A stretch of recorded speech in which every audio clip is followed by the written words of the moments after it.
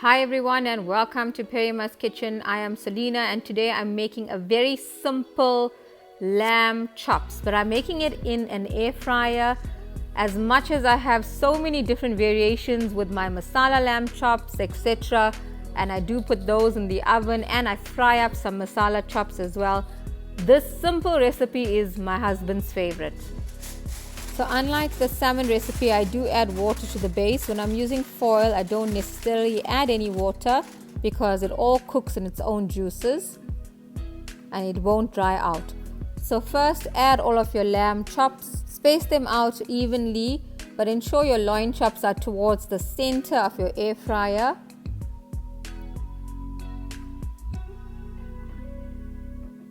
And once you've done adding your chops, the basic seasoning is first, I used a level teaspoon of oil, and today I'm using coconut oil.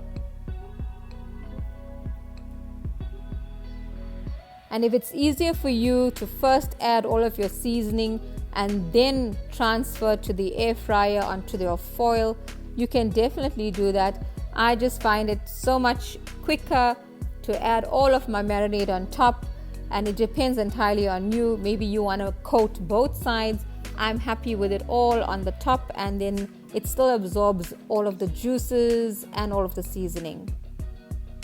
Next, I'm basting my chops with a half a teaspoon of crushed ginger and garlic. And we also quite like it when the ginger and garlic forms a kind of crust on your chops. It's really delicious. But you can again decide how much of ginger and garlic you would prefer according to your taste.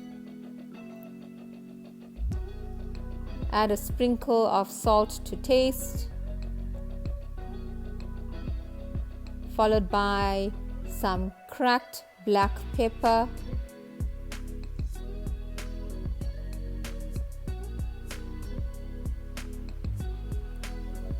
and that's it. That's all of the seasoning I'm adding. I'm not adding anything more. If you want to add some cayenne pepper or anything else, you can do so. Now scrunch up your foil, and once you scrunch it up, make sure the griddle at the sides are free of any foil because we need that airflow. I then pop it into the air fryer at 190 degrees for approximately 15 to 20 minutes.